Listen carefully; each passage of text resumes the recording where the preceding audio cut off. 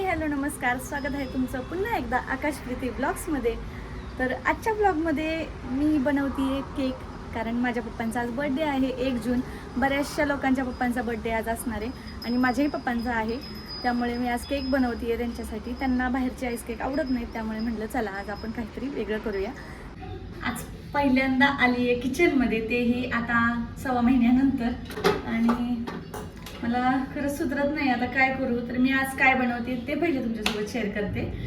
तर आज मी बनवते आहे पार्ले बिस्किटापासून केक, कारण आज पप्पांचा बर्थडे आहे आणि पप्पांना बाहेरचे केक अजिबात खायला आवडत नाहीत, त्यामुळे म्हटलं चला आज आपण काहीतरी बनवूया. आता काही जणांना नाही कोणालाच माहीत नाही आहे की मी एक प्रोफेशनल केक आर्टिस्ट पण आहे विदाऊट क्लासेस, कारण मी स्वतः केकच्या ऑर्डर्स घेत होते आणि त्यावेळेला माझं यूट्यूब चॅनल नव्हतं. म्हणजे मी लग्नाच्या आधीपर्यंत ऑर्डर्स घेत होते आणि यूट्यूब चॅनल लग्नाच्या नंतर चालू झालं, त्यामुळे बऱ्याच जणांना नाही माहिती आहे. एक मिनिट. त्यामुळे आता माझ्याकडे काही सामान नाही आहे, त्यामुळे म्हटलं चला असा केक बनवूया. आणि माझ्या पप्पांना ना असाच केक आवडतो, त्यामुळे असाच केक मी बनवते. म्हणजे एकदम पहिले असायचे मार्गरीनचे केक, ते पप्पांना आवडायचे आणि मला सुद्धा तेच आवडतं जास्त करून, कारण मी स्वतः केक बनवून इतकी वैतागली आहे.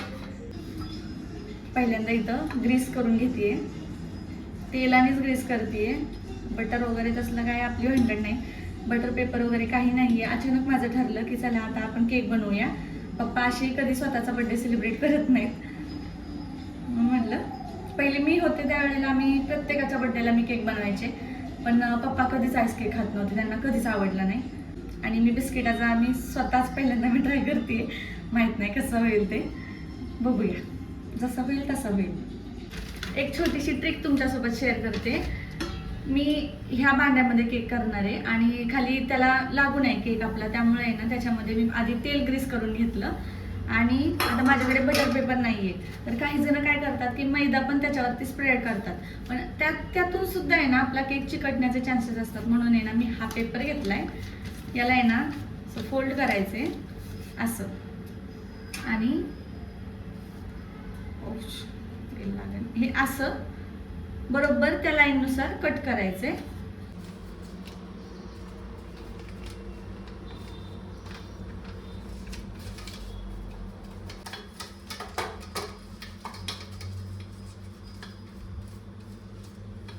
असा झालाय माझा बटर पेपर तयार.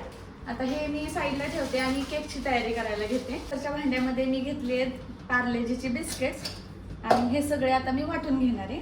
तर मी घेतला होता एक 10 वाला जो पुडा असतो तो पूर्ण एक पुडा, आणि हे छोटे छोटे पण आहेत, किंवा हा पूर्ण एक मोठावाला पण आपण घेऊ शकतो, पण मला हा खूप जास्त वाटतोय, त्यामुळे म्हणलं हे छोटेवालेच आधी ट्राय करून बघावे, मग ते बघू.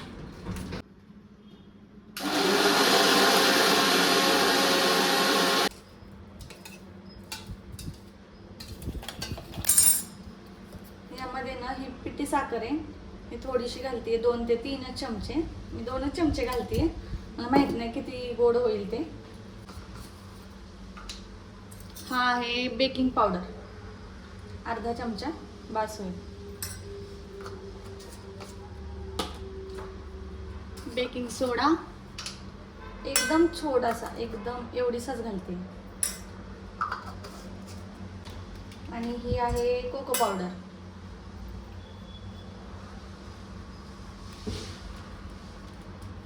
ही पण अंदाजेच 2 चमचे घालते.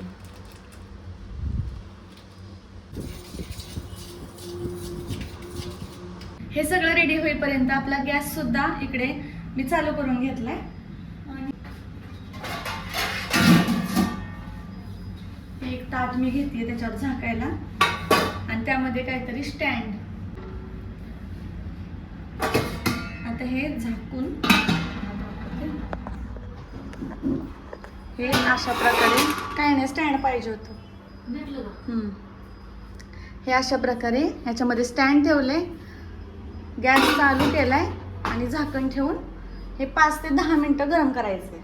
प्रिन्स उठलेला आहे, नाही आवाज आला मला थोडासा, मी त्याला इकडे आहे ना हा फॅन लावलाय आणि इकडे असं झाकले, कारण जेणेकरून त्याला आहे ना जास्त हवा लागू नये त्याच्या नाकातोंडात हवा नको जायला त्यामुळे, कारण वरच्या फॅनची हवा बेडवरती लागत नाही. तो झोपलाय तोपर्यंत पटकन आपली रेसिपी शूट करूया. चला. जर बेकिंग पावडर आणि बेकिंग सोडा नसेल तर त्याच्याऐवजी तुम्ही इनो सुद्धा ॲड करू शकता, पण मला इनोनी ना थोडीशी लेमनिश टाईप जरा स्मेल येते त्यातून, त्यामुळे मला नको वाटतं ते घालायला. बेकिंग पावडर आणि बेकिंग सोडाच चांगला आहे. आता हे छान फेटून घेतलंय मी. हे बघा, अशा प्रकारची कन्सिस्टन्सी असली पाहिजे.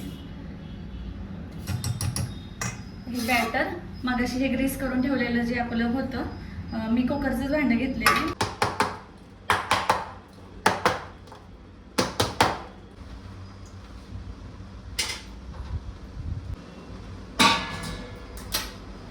आता केक तिकडे बेक व्हायला ठेवलेला आहे मी. 5 मिनटं हाय फ्लेमवरती आणि 10 ते 15 मिनटं लो फ्लेमवरती असं मी ठेवणार आहे. तोपर्यंत म्हटलं प्रिन्स इकडे उठलेला आहे, त्याला आधी बघते आणि मग परत एकदा जाते. तर 10 ते 15 मिनटांनी बघूया आपला कसा केक टर्न आउट होतोय ते. आता बिस्किटचा असल्यामुळे मला वाटतं थोडासा लवकर होईल, त्यामुळे मी अधूनमधून मी चेक करत राहणार आहे, कारण केक बिघडायला नको, करपायला नको. तर बघूया कसा होतोय. एक्झॅक्ट 15 मिनटं झालेले आहेत. आता मी चेक करते केक कसा झालाय ते. एकदम क्लीन निघालाय. गॅस मी बंद करते आणि केक थंड व्हायला यातून बाहेर काढून ठेवायचं आहे. आता केक तर रेडी आहे. इकडे मी बदाम पण खिसून घेतलेले आहेत आणि जेव्हा केक गार होईल ना पूर्ण, तेव्हा मी त्याच्यावरती थोडंसं गार्निशिंग म्हणून टाकणार आहे. सो फायनली आता केक झालेला आहे आणि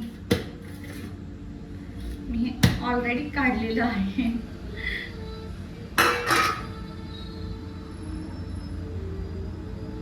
हा पेपर पण इझिली बघा कसा निघलाय.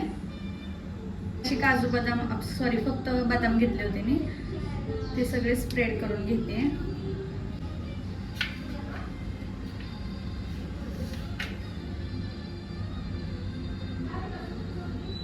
तर फायनली असा केक काहीतरी बनलेला आहे आणि छान दिसतोय. फक्त एखादी क्रीम असती ना तर आणखी छान वाटला असता. फक्त मी याच्यावरती ड्रायफ्रुट्स टाकलंय. आता ह्याला मी असंच ठेवणार आहे झाकून, फ्रीजमध्ये नाही ठेवणार आहे. पप्पा आले की पप्पांना दाखवते. तर फायनली आता पप्पा आलेले आहेत. भरपूर उशीर झालाय, पण तरी सुद्धा आम्ही म्हटलं चला आता त्यांच्या हातून केक कट करून घेऊया. तर चला तुम्हाला दाखवते केक कसा झालाय. Happy birthday to you. Happy birthday dear papa. आता असं सांगा चांगलं झालंय म्हणून. अरे केक लय मस्त भारी झाला. तसं नाही, ओरिजिनल रिॲक्शन. कुणी केला? दीदीने माझ्या पूर्वी केलाय. खायला मम्मी घातली. 1 नंबर झाले. झालाय चांगला. एक नंबर. बघू, सगळा खाऊ का? खावा. तुमच्यासाठीच केलाय.